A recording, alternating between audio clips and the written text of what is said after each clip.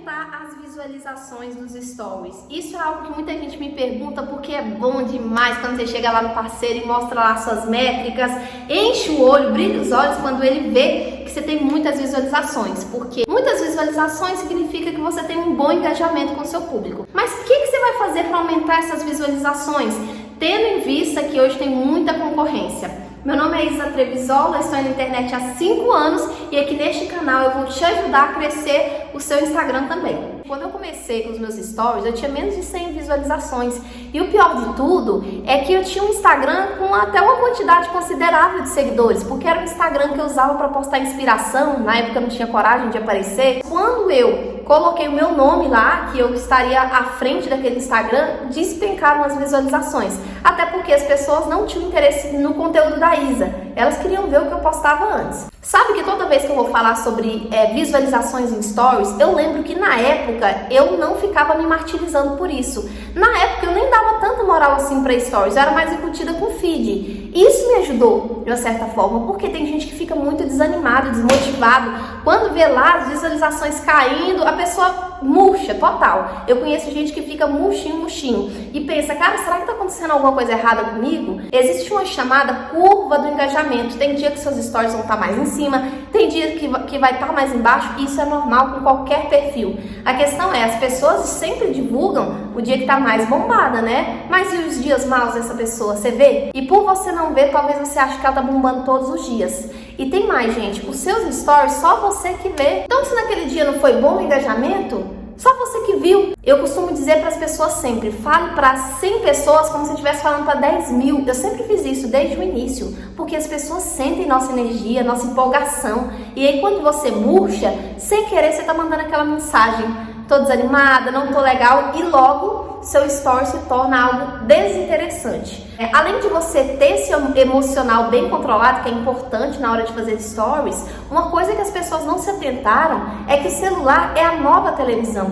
Antigamente, o que o povo fazia, gente? Chegava em casa, pegava o controle, deitava no sofá e ia ver televisão. E hoje é o quê? Hoje é celular. Hoje o pessoal vai ver TikTok, vai ver YouTube, vai ver stories. E aí eu te pergunto, os seus stories são uma boa programação? O que você tem postado ali? Só propaganda? Porque eu não sei se vocês lembram, mas naquele filme da Sessão da Tarde, qual era a hora que você ia no banheiro? Não era na hora da propaganda? Mas se sua propaganda for algo interessante, vai ser uma propaganda que você, por exemplo, amava assistir, como a da Parmalat. Lembra antigamente como era legal assistir a propaganda da Parmalat? Todo mundo gostava de ver. Então, vocês já pensaram como tá a programação? Porque é como se fosse uma televisão. Ali você tá postando seu dia a dia e tem que ser leve, tem que ser natural. Tem gente que fica enfeitando tanto. Ai, meu Deus, tem que ficar perfeito. Se for perfeito, gente, o povo não vai gostar de ver. Porque stories é igual paparazzi. Por que os paparazzi antigamente ganhavam muito dinheiro com fotos de artista na praia? Porque as pessoas queriam ver algo que não estavam vendo nos holofotes. Nos seus stories, as pessoas têm que ver algo que elas não estão vendo no feed. Senão não vai fazer sentido algum elas assistirem. Mas e como eu torno meus stories mais leves, mais agradáveis? Primeiro, criando identificação com o público. Tem gente que só posta, não sabe pra quem tá postando. Por exemplo, sempre que eu falo com o meu público, eu uso feminino, porque a maioria é mulher. Enquete ajuda, caixinha de pergunta ajuda para conhecer seu público, mas e quando esse público nem responde ainda? Você tem que ter aquele feeling para entender quem é esse público. E como que você vai perceber isso? Pelas respostas. Por exemplo, você vai postar ali uma receita. Se você vê que seu público se identificou, ali você já vai prestando atenção. Olha, tem mulheres que gostam de cozinhar que estão me assistindo. Gente, eu lembro a primeira identificação que eu tive com o meu público, foi um dia que eu postava o meu dia a dia e uma seguidora falou assim pra mim, nossa Isa, você tem um fogão velho igual o meu. E aí eu vi que muita gente se identificava pela minha simplicidade do dia a dia. E assim eu fui sabendo exatamente a linguagem que eu deveria falar com o meu público. Só que isso veio com o tempo, percebendo, sem ficar desesperado. Ninguém responde minhas caixinhas de perguntas. E olha só, quando eu fiz minhas primeiras caixinhas de pergunta, que nem existia caixinha de pergunta ainda, na época eu pedia, manda pergunta no direct. Ninguém mandava não, gente, eu mesma que me mandava. E eu respondia assim com tanto grado. E sabe o que é interessante? Quando eu começava a responder, o povo começava a mandar de verdade. Porque você não está entendendo que tudo que você está postando está mandando uma mensagem sobre você. Se você coloca assim, gente, mandem perguntas para mim, e você não responde, as pessoas vão achar que ninguém mandou. Aí se você responde, independente se foi você que mandou ou não, tá tudo certo. Ainda mais se você colocar empolgação, que faz parte da pessoa carismática, um sorriso no rosto, você vai conectar ainda mais com esse público, tá? Vamos lá, dicas práticas para você fazer no dia a dia. Você pode criar um ritual da manhã. O que é um ritual da manhã, gente? É algo que você vai postar todo dia quando acordar. Por exemplo, bom dia, vizinhas. Ou você pode acordar com uma música e colocar a música do dia. Você pode acordar com uma frase. A frase do dia é, por quê? Porque ali você está criando um ritual. E quando você cria um ritual, é como se criasse uma tradição, algo só seu. E logo suas seguidoras vão estar lembrando de você e repostando. Olha só, gente, estou dando bom dia hoje, igual a Isa, dá no Instagram dela também. Isso vai criando identidade, personalidade para o seu perfil. Outra coisa que você pode criar também, gente, são alguns quadros dentro dos seus stories. Lembra que eu falei para vocês que vocês são como uma televisão? Lembra que na televisão tinha os programas? Você pode criar uns programinhas também. Por exemplo, toda quarta é dia de receita da seguidora. A seguidora mandou a receita, eu vou fazer. Toda quinta-feira é dia de live. Eu lembro que na época eu fazia Isa Me Analisa, que eu fazia, gente, um quadro onde as seguidoras me marcavam nos stories dela, quem queria participar, para eu analisar o Instagram delas. E olha só, gente, nesse dia eu tinha tanto engajamento que tinha muita gente marcando. Então logo eu via meu perfil crescer por esse quadro que eu fazia. Eu fazia também, gente, festa na cozinha da Isa, que nada mais era do que um evento na minha cozinha que eu fazia com a minha família, às vezes com amigos, e ali eu postava a nossa farra, sabe? E as pessoas amavam. Então eu criei algo só meu. Você pode criar isso no seu Instagram também, nos seus stories. Outra dica muito importante que eu quero dar pra vocês é a seguinte, gente, pega o seu público do feed e leva para os stories, porque eu não sei se você sabe, mas as pessoas que estão curtindo sua foto não são as mesmas que vêm nos stories. Se você for lá nos insights da sua foto, você vai ver quantas pessoas que viram aquela foto, mas muitas vezes nem a metade assiste os stories, só você comparar. Então o que você tem que fazer para levar esse povo para os stories? Você tem que gerar curiosidade, gente. Gera curiosidade o tempo inteiro, porque as pessoas são movidas pela curiosidade. Então, o que você pode fazer? Por exemplo, você pode começar fazer uma receita lá no feed, tá? Dar o passo a passo e colocar, gente, eu coloquei o resultado lá nos stories. Vai lá nos stories ver como ficou. Vai lá nos stories para você ver a reação do meu marido quando comeu.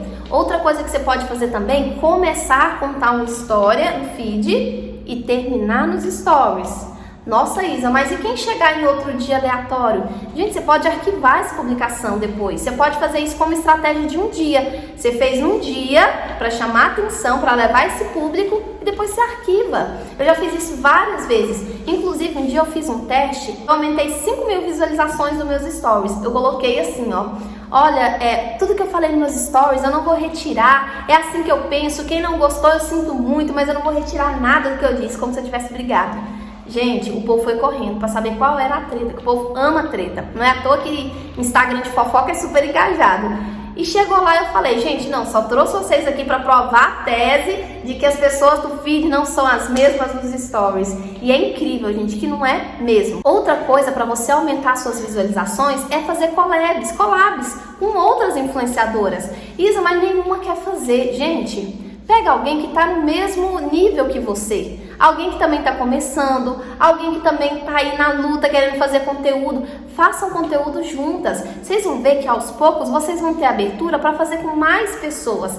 Entrem em grupos de influenciadoras, não para fazer grupo de engajamento, não, mas para fazer conexões verdadeiras.